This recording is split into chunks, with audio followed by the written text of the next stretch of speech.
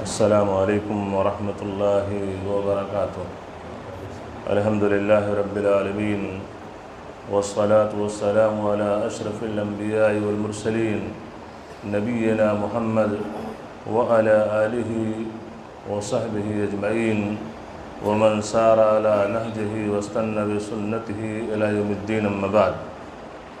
اعوذ باللہ من الشیطان الرجیم۔ وآمنوا بما أنزلت مصدقا لما معكم ولا تكونوا أول كافر به ولا تشتروا بآياتي ثمنا قليلا وإياي فاتقون۔ محترم سامعین، سورۃ البقرہ کی آیت نمبر 41 جس کی تلاوت ابھی آپ کے سامنے کی گئی، اس آیت کے اندر اللہ تبارک تعالیٰ نے بنی اسرائیل کو قرآن جیسی محتم بالشان کتاب پر ایمان لانے کا حکم دے رہا ہے۔ چنانچہ اللہ تعالیٰ نے فرمایا وَآمِنُوا بِمَا أَنزَلْتُ مُصَدِّقًا لِمَا مَعَكُمْ، اور اس کتاب پر ایمان لاؤ جو میں نے نازل کی ہے۔ یہ کتاب اس کتاب کی تصدیق کرتی ہے جو تمہارے پاس ہے، لہٰذا اس کے سب سے پہلے منکر تم نہ بنو، نہ ہی میری آیات کو تھوڑی سی قیمت کے عوض بیچ ڈالو، اور ڈرو تو صرف مجھ ہی سے ڈرو۔ اللہ تبارک تعالیٰ نے قرآن کریم پر ایمان لانے کا ان کو حکم دیا، اس لیے کہ جتنی بھی کتابیں اللہ تبارک تعالیٰ نے آسمانی کتابیں نازل کی ہیں، ان آسمانی کتابوں کا نام چاہے قرآن کے اندر ذکر ہو یا نہ ہو، سب پر ایمان لانا یہ ایک ضروری امر ہے۔ اسی لیے جب آپ پڑھتے ہیں کہ ایمان کے 6 ارکان ہیں، تو اس میں سے ایک رکن کیا ہے؟ الایمان بالکتب۔ تمام آسمانی کتابیں جنہیں اللہ تبارک تعالیٰ نے نازل کیا ہے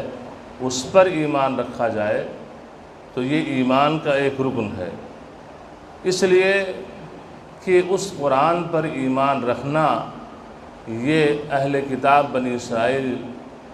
یہ دلیل ہے کہ یہ اپنی کتاب پر ایمان رکھتے ہیں جو تورات موسیٰ علیہ السلام پر نازل کی گئی، اسی طریقے سے انجیل جو عیسیٰ علیہ السلام پر نازل کی گئی۔ کیوں؟ اس لیے کہ ان کی کتابوں میں بھی نبی کریم صلی اللہ علیہ وسلم کی آمد کا ذکر تھا، اور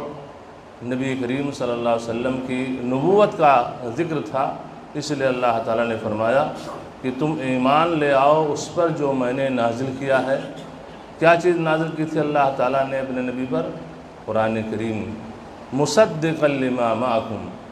تمہارے ساتھ جو کتاب ہے اس کی تصدیق کرنے والی ہے، یعنی قرآن نبی کریم صلی اللہ علیہ وسلم پر جو قرآن جیسی محتم بالشان کتاب نازل کی گئی، تو یہ ہے کہ اس کے جو تعلیمات ہیں وہ تمہاری کتابوں کی تصدیق کرنے والے ہیں، اور یہ ہے کہ اس کتاب کا تمہارے اوپر جو کتاب نازل کی گئی ہے اس سے کوئی ٹکراؤ نہیں ہے۔ یہ اور بات ہے کہ بعد میں وہ کتابیں تحریف کر دی گئیں اور اس کے اندر چینجنگ کر دی گئی، لیکن قرآن کریم ہی ایسی واحد کتاب ہے کہ جس کتاب کے اندر چینجنگ اور تحریف یہ ناممکن ہے بلکہ محال ہے، کیونکہ اللہ تبارک تعالیٰ نے فرمایا اِنَّا نَحْنُ نَزَّلْنَا الذِّكْرَ وَإِنَّا لَهُ لَحَافِظُونَ۔ اللہ تبارک تعالیٰ نے اس کتاب کی حفاظت کی ذمہ داری لے لی ہے کہ ہم نے اسے نازل کیا ہے اور اس کی حفاظت کرنے والے ہم ہیں۔ تو یہ قرآن کریم کی دیگر آسمانی کتابوں سے یہ خصوصیت ہے۔ اسی طریقے سے اللہ تعالیٰ نے فرمایا وَلَا تَكُونُوا أَوَّلَ كَافِرٍ بِهِ، کہ تم پہلے کفر کرنے والے نہ بنو۔ بیان کرنے کا مطلب یہ ہے کہ اس کتاب کا انکار، قرآن کریم جیسی کتاب کا انکار اور نبی کریم صلی اللہ علیہ وسلم کی نبوت پر ایمان نہ لانا، یہ اہل مکہ، کفار مکہ بھی اس سے پہلے کر چکے ہیں، لیکن چونکہ انہوں نے جو انکار کیا تھا وہ علم نہ ہونے کی بنیاد پر، جہالت کی بنیاد پر کی تھی۔ اور جب اللہ کے رسول صلی اللہ علیہ وسلم مکہ سے ہجرت کر کے مدینہ گئے اور مدینہ کے اندر جو یہود تھے ان کو جب دعوت دی گئی تو وہاں پر یہ وَلَا تَكُونُوا أَوَّلَ كَافِرٍ بِهِ، یعنی تم تو ایسے لوگ ہو، تم اہل کتاب ہو، تمہیں کتاب دیا گیا ہے اور تم علم والے ہو، اور علم ہونے کے باوجود اگر تم قرآن کریم جیسی کتاب پر ایمان نہیں رکھتے ہو، نبی کریم صلی اللہ علیہ وسلم کی نبوت کی تصدیق نہیں کرتے ہو، تو یہ ہوگا کہ تم پہلے کفر کرنے والے ہو، علم ہونے کے باوجود تم پہلے وہ لوگ ہو کہ تم اس کا انکار کرتے ہو۔ تو اللہ تعالیٰ نے فرمایا وَلَا تَكُونُوا أَوَّلَ كَافِرٍ بِهِ، کہ تم پہلے انکار کرنے والے مت بنو۔ پھر آگے اللہ تعالیٰ نے فرمایا وَلَا تَشْتَرُوا بِآيَاتِي ثَمَنًا قَلِيلًا، اور میری آیات کو تھوڑی سی قیمت کے عوض مت بیچ ڈالو، کیونکہ اہل کتاب کے ہاں یہ چیز رائج تھی کہ ان کے جو علماء تھے یہ ہے کہ جب ان کے پاس معاملات آتے تھے لوگوں کے، تو یہ ہے کہ ان کے جو نصوص ہوتے تھے، جو احکام کتابوں میں ہوتے تھے، اس کو تحریف کر دیتے تھے، کچھ کا کچھ بتا دیتے تھے۔ تو اس طریقے سے وہ دنیاوی منفعت اور دنیاوی فائدے کو سامنے رکھتے ہوئے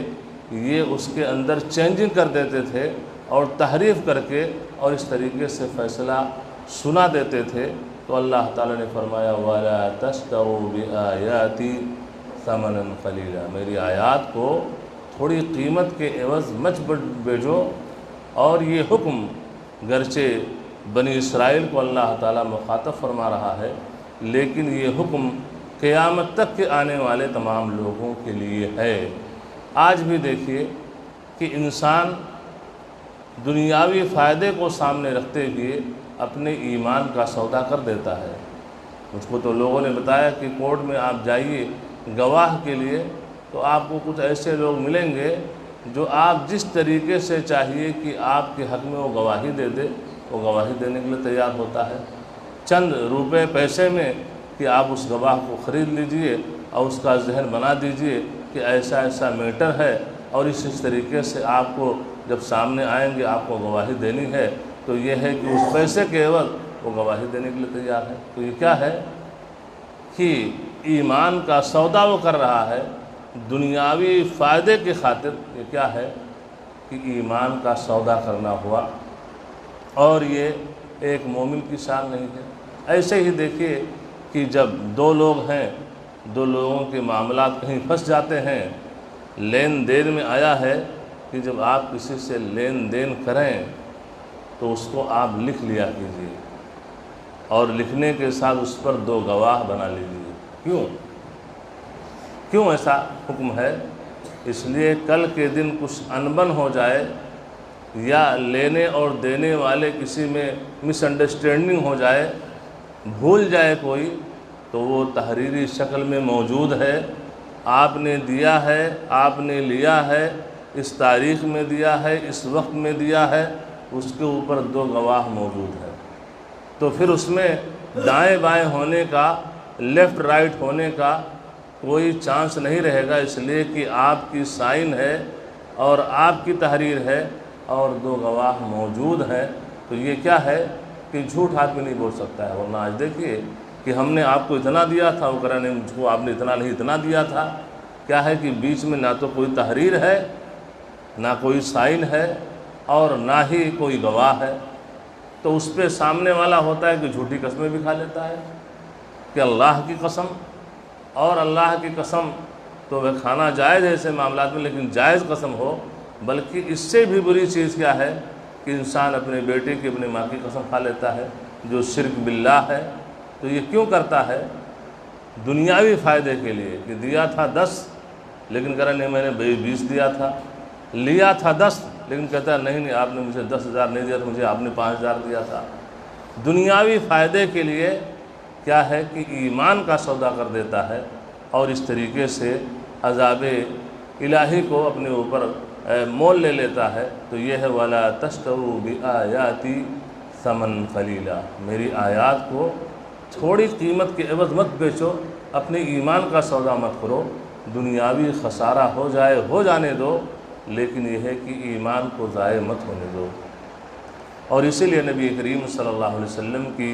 صحیح بخاری کی حدیث جو امام بخاری رحمہ اللہ نے کتاب البیوع کے اندر ذکر کیا ہے کہ یاتی علی الناس زمان لا یبالی المرء ما اخذ امن الحلال ام من الحرام، کہ اللہ کے رسول صلی اللہ علیہ وسلم نے یہ پیشین گوئی کی تھی کہ لوگوں پر ایسا وقت آئے گا لا یبالی المرء، کہ انسان اس بات کی کوئی پرواہ ہی نہیں کرے گا، اس کو اس کی فکر ہی نہیں ہوگی کہ اس طرف وہ کچھ سوچے کہ ما اخذ، جو کچھ وہ حاصل کر رہا ہے، جو روپے پیسے وہ کما رہا ہے، امن الحلال ام من الحرام، یہ پیسہ جو کما رہا ہے، یہ جائیداد و پراپرٹی جو بنا رہا ہے، یہ حلال طریقے سے اس کو حاصل کر رہا ہے یا حرام طریقے سے، اس کی انسان کو کوئی پرواہ نہیں ہوگی، بس یہ ہے کہ آنا چاہیے، کیسے بھی آئے، دوسرے پر ظلم کر کے، دوسرے پر زیادتی کر کے، دوسرے کا مال ہڑپ کر کے، دوسرے کے خلاف سازشیں کر کے، دوسرے کے خلاف پلاننگیں کر کے، کیسے بھی، لیکن آنا چاہیے۔ تو یہ بھی چیز کیا ہے، یہ بھی ایمان کا سودا کرنا ہوا، اور شریعت مطہرہ نے جس شریعت کے ہم پابند ہیں، اس شریعت نے اس سے ہمیں منع فرمایا ہے، اور ایسی چیز کو شریعت نے جائز قرار نہیں دیا ہے۔ پھر آخر میں اللہ تعالیٰ فرماتا ہے وَإِيَّايَ فَاتَّقُونِ، تم صرف اور صرف مجھ سے ہی ڈرو۔ اس سے پہلے بھی اللہ تعالیٰ نے فرمایا وَإِيَّايَ فَارْهَبُونِ، کہ مجھ سے ڈرو، اور یہاں بھی فرمایا وَإِيَّايَ فَاتَّقُونِ، اور مجھ سے ہی ڈرتے رہو۔ یعنی یہ ڈرنے کا اللہ تعالیٰ بار بار حکم جو دے رہا ہے، اور یہ احساس دلا رہا ہے تم کو مجھ سے ڈرنا ہے، کیونکہ جب انسان کے اندر اللہ کا ڈر ہوگا، تو جب اللہ کا ڈر ہوگا تو اس کی کتابوں پر ایمان لائے گا، اس کی کتابوں کا انکار نہیں کرے گا، اس کے احکامات کی حکم عدولی نہیں کرے گا، اس کے بھیجے ہوئے رسول پر وہ ایمان رکھے گا، اور ان کی تعلیمات پر وہ چلنے کی کوشش کرے گا، اگر اس کے دل کے اندر اللہ کا ڈر ہوگا۔ یہاں پر ہے فَاتَّقُونِ، تقویٰ کا لفظ ہے۔ تقویٰ کسے کہتے ہیں؟ اس کی تعریف اہل علم نے مختلف تعریفات کی ہیں۔ ایک تعریف یہ کی ہے کہ ان تجعل بینک و بین عذاب اللہ وقایا من النار، کہ آپ دنیا کے اندر رہتے ہوئے کچھ ایسے کام کیجئے، ایسے اعمال صالحہ نیک کام کیجئے کہ وہ نیک کام آپ کے اور اللہ کے عذاب کے درمیان حائل ہو جائے، وہ نیک کام اللہ تبارک تعالیٰ کے عذاب سے آپ کو بچا سکے۔ کچھ اہل علم نے کہا کہ تقویٰ کہتے ہیں امتثال الاوامر و اجتناب النواہی، جن چیزوں کے کرنے کا اللہ تعالیٰ نے حکم دے دیا ہے ان چیزوں کو بجا لایا جائے، اور جن منہیات اور محرمات سے اللہ تعالیٰ نے منع فرمایا ہے اس سے انسان باز ہو جائے۔ علی رضی اللہ تعالیٰ عنہ تقویٰ کی تعریف کرتے ہیں کہ العمل بالتنزیل، العمل بالتنزیل والخوف بالجلیل والقناعۃ بالقلیل والاستعداد لیوم الرحیل، کہ قرآن کریم جو کتاب نازل کی گئی ہے اس پر آدمی عمل کرے یا اس پر ایمان لے آئے، اور یہ ہے کہ اللہ تعالیٰ سے انسان ڈرتا رہے، اور جو بھی رزق اللہ تعالیٰ نے اسے تھوڑی یا زیادہ دی ہے اس پر قناعت پسند ہو جائے، اس پر راضی ہو، والاستعداد لیوم الرحیل، اور کل اس دنیا سے اس کو رخصت ہونا ہے، ملک الموت آ جائے گا، اس کی روح قبض کر لے گا، تو روح قبض کرنے کے بعد جو اخروی دنیا شروع ہو جاتی ہے اس کے لیے انسان تیاریاں کرے۔ تو ان چیزوں کا نام کیا ہے؟ تقویٰ ہے۔ اور بڑی پیاری بات ہے کہ قرآن پہ آپ کا ایمان ہو، اور یہ ہے کہ اللہ تبارک تعالیٰ کا ڈر آپ کے دل کے اندر ہو، جو کچھ رزق ملی ہے اس پہ آپ راضی بے رضا ہوں، اور کل جو مرنا ہے، مرنے کے بعد آخرت کا سفر شروع ہونا ہے، اس کے لیے تیاریاں کرتے رہو، تو اسی کا نام تقویٰ ہے۔ بہرحال اللہ تبارک تعالیٰ سے دعا ہے کہ اللہ تبارک تعالیٰ ہم تمام لوگوں کو قرآن جو محتم بالشان کتاب ہے، اس کی جو تعلیمات ہیں اس کو ہمیں اپنانے کی اور اس کے مطابق عمل کرنے کی توفیق عطا فرما، اور یہ ہے کہ دنیا کے اندر رہتے ہوئے دنیاوی فائدے کی بنیاد پر ہمیں کچھ ایسا کام اللہ تعالیٰ کرنے کی توفیق نہ دے جس سے ایمان کا سودا ہو جائے، دنیا